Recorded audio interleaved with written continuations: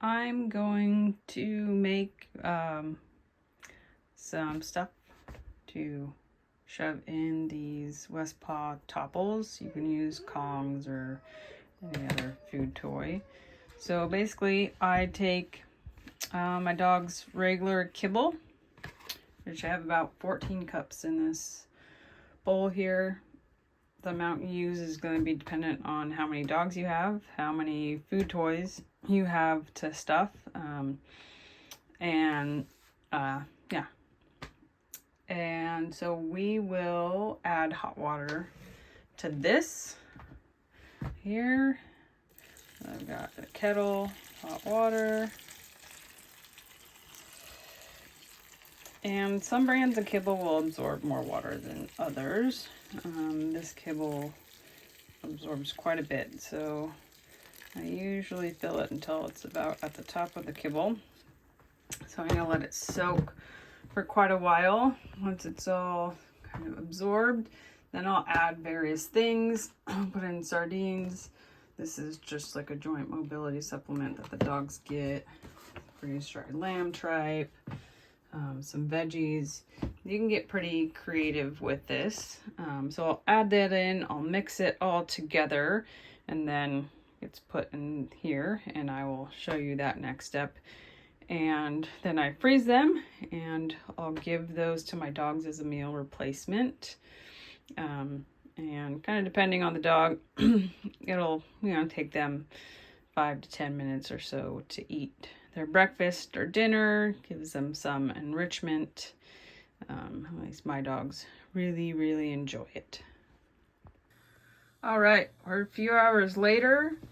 I've let this soak and the kibble has absorbed all the water, and I've put all the yummy toppings on there. There's sardines that's just in water, not sardines with oil or anything else in it. And some good veggie stuff. You can get creative with what you put in here, different fruits and veggies and organ meat and stuff if you like, or you could just do plain kibble. So now I'm going to use this electric hand mixer to mix it all in. I've also just used a spoon, so if you don't have one of these, it's not a big deal, but you want to get everything mixed in nice and thoroughly. And then once I get it mixed in, I'll show you what the next step looks like. All right, so I started mixing it, just going okay, but it's a little dry, so no big deal. You can always add a bit more water to adjust the consistency. So now I'll continue mixing it. Okay, so now that we've gotten this all mixed up into a good consistency, we're now going to add this into our food toy. So pretty simple.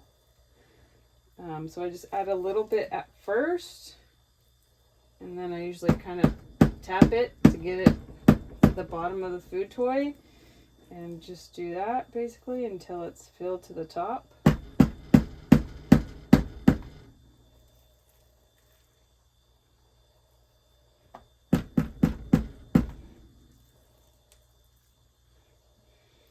So you'll do that for as many food toys as you have. And the nice thing is if you have extra, then you can just put this in some sort of freezer safe Tupperware, the extras, and freeze it. And when you need more, you can thaw it. So once I'm going to add this to all the food toys I have, then they go in the freezer, and then I'm ready to use them as I need. All right, now that your food toys have been frozen, you can give them to your very excited dog.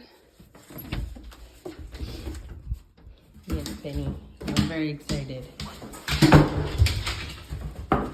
Count. So if you have a dog that isn't totally food obsessed like Benny here, I maybe wouldn't start out with it frozen. Maybe just put it in there unfrozen at first, so it's a bit easier for them. Free. And then maybe make it, just put it in the freezer for like an hour or so, and then the next time 2 hours, and just make it a bit more difficult each time. Otherwise, some dogs may just give up and not try and eat it because it's too hard. So just something to think about if you don't have a food obsessed Labrador.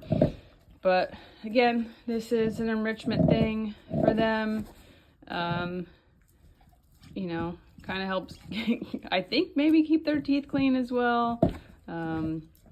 And just takes a bit longer for them to eat their food.